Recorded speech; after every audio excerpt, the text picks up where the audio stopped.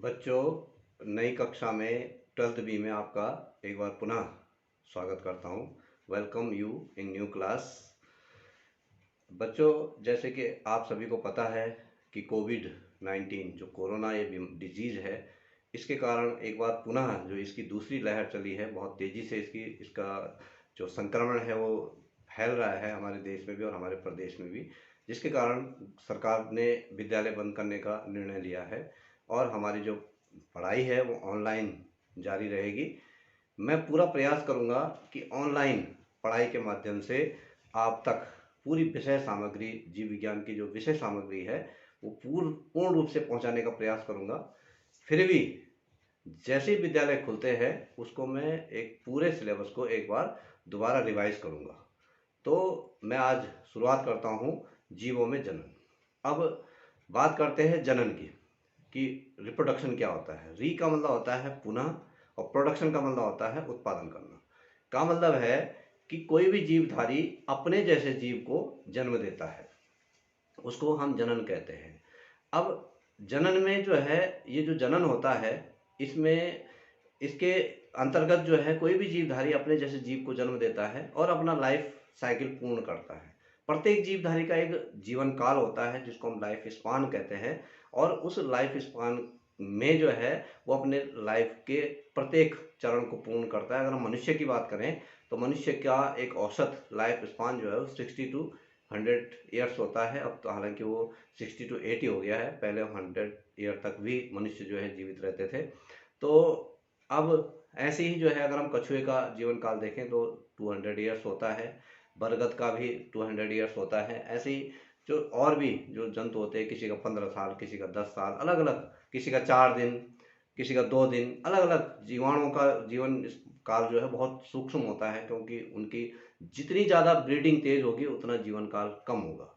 तो अब हम बात करते हैं जनन के प्रकार की। तो ये जनन जो होता है वो दो प्रकार का होता है। एक होता है अलैंगिक जनन, ए सेक्सुअल रिप्रोडक्शन, और दूसरा होता है लैंगिक जनन जिसको हम सेक्सुअल रिप्रोडक्शन कहते हैं। सबसे पहले मैं अलैंगिक जनन की के बारे में बताता हूँ कि अलैंगिक जनन क्या होता है। अलैंगिक जनन में जो है कोई भी जीवधारी अपने जैसे जीव को जन्म देता है, मतलब जो उसकी संतति होती है उसकी फोटोकॉपी होती है, उसमें बिल्कुल भी किसी भी प्रकार की विभिन्नताएं नहीं होती है, वेरिएशंस नहीं होती है, क्योंकि अलैंगिक जनन में दो जीवों की आवश्यकता नहीं होती है। अलैंगिक जनन में एक जीव से ही अनेक नए जीव की उत्पत्ति हो जाती है, और उसमें जो है जो नई संतति होती है उसमें किसी भी प्रकार की विभिन्नताएं नहीं होती है। जबकि अगर हम लैंगिक जनन की बात करें तो लैंगिक जनन में एक नर और एक मादा दो जीवों की आवश्यकता होती है, या एक ही जीव में नर और मादा जननांग पाए जाते हैं, उससे जो है नए जीव की उत्पत्ति होती है, और दो जीवों से नए जीव की उत्पत्ति होने के कारण उनमें विभिन्नताएं उत्पन्न होती है। अब अगर हम अलैंगिक जनन की बात करें तो अलैंगिक जनन जो है अनेक प्रकार से होता है। इसकी अगर हम विशेषताएं देखें, इसके गुण देखें, तो सबसे पहली बात तो यह है कि इसमें जो है दो जीवों की आवश्यकता नहीं होती है।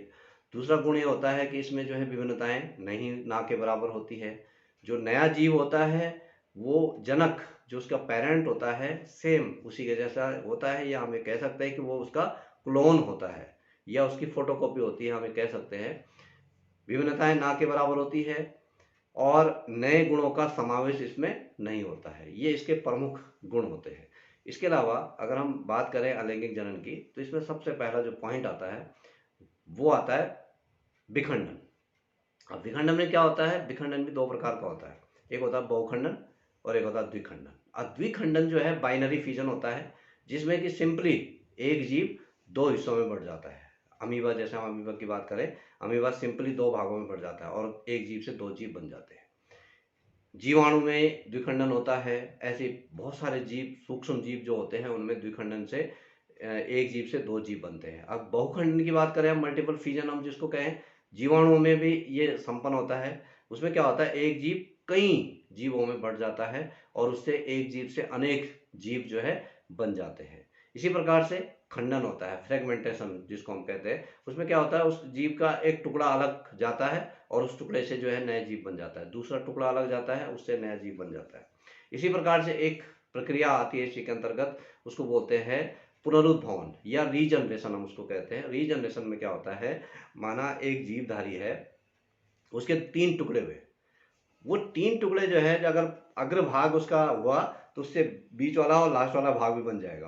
बीच वाला भाग अगर है तो उससे अग्रभाग और पश्च भाग भी बन जाएगा, और जो पिछला भाग है अगर वो अलग होकर उससे अग्रभाग और मध्य भाग भी बन जाएगा। इस प्रकार से एक जीव से 3 जीव बन जाते हैं। और इस प्रकार का जो पुनरुद्भवन होता है, वो जैसे कि जब हम फाइलम पढ़ रहे थे तो शुरुआती जो जीव होते हैं पोरीफेरा इनमें जो है निडेरिया, इनमें पुनरुद्भवन की क्षमता पाई जाती है, और प्लेनेरिया इसका जो है बहुत बड़ा एग्जाम्पल है। इसी प्रकार से एक और जनन की प्रक्रिया है अलैंगिक जनन की, जिसको हम बोलते हैं स्पोरोजेनेसिस, जिसमें कि स्पोर फॉर्मेशन होती है, जिसको कि हम बीजाणु जनन बोलते हैं। और उसमें क्या होता है, जैसे एल्गी हो गया, शैवाल हो गए या कवक हो गए, इनमें बीजाणुओं का निर्माण होता है। और वो बीजाणु अलग अलग प्रकार के होते हैं। चल बीजाणु भी होते हैं जो कि एक स्थान से दूसरे स्थान तक चल सकते हैं। सुप्त बीजाणु भी हो सकते हैं। अलग अलग प्रकार के बीजाणु होते हैं। सुप्त बीजाणु होते हैं जो एक ही स्थान पर पड़े रहते हैं। इसमें क्या होता है, इनके बाहर से एक ऐसा खोल बन जाता है कि वो अपने जगह पर पड़ जाएगा, और जब उसको फेवरेबल परिस्थितियां मिलेगी तब वो जो है पुनः जो है अंकुरित हो जाएगा, और उससे एक नए जीव की उत्पत्ति हो जाती है। इसी प्रकार से अगर हम बात करें कायिक जनन की, पौधों में कायिक जनन की प्रक्रिया होती है। पौधों में जब कायिक जनन होता है, कायिक जनन को वेजिटेटिव प्रोपेगेशन कहते हैं, और उसमें क्या होता है, लैंगिक जनन से हटके लैंगिक जनन जब पौधों में होता है तो बीज निर्माण की प्रक्रिया होती है। पुष्प बनता है, बीज बनता है, फल बनता है, और बीज से नए पौधे का जन्म होता है। इसमें क्या होता है कि अगर हम कायिक जनन की बात करें तो पौधे के किसी भाग से, जड़ से, तने से या पत्ती से नए पौधे का विकास हो जाता है, उसको हम कायिक जनन कहते हैं। और इसके अंतर्गत हम बहुत तरीके से कायिक जनन की प्रक्रिया करते हैं। जैसे हम ग्राफ्टिंग करते हैं, जिसको कलम लगाना कहते हैं, कि एक पौधे का भाग लिया, उसको दूसरे पौधे के साथ जोड़ दिया। इसी प्रकार से टहनी लगाना, हम गुलाब की जब टहनी लगाते हैं, उसको जो है हम जो है उसका एक भाग लेते हैं और उसको कहीं रोपित कर देते हैं जमीन में, उससे नया गुलाब का पौधा तैयार हो जाता है। ऐसे बहुत सारे पौधों में हम जो है कायिक जनन की प्रक्रिया जो है संपन्न करते हैं। तो इस प्रकार से जैसे अमरूद है या नींबू है, इनके तनों को अगर हम नीचे ज़मीन में दबा दें तो जहाँ पे हमने उसको मिट्टी में दबाया वहाँ से उस पर जड़ें आनी शुरू हो जाती है। तो और उस भाग फिर से जो है एक नया पौधा तैयार हो जाता है। तो ये इसको जो है दाब लगाना कहते हैं। अलग अलग प्रकार इसके होते हैं, जिसमें कि हम कायिक जनन के अंतर्गत हम इसको पढ़ते हैं। तो अलैंगिक जनन में इतना ही। अब नेक्स्ट डे हम पढ़ेंगे लैंगिक जनन। Thank you.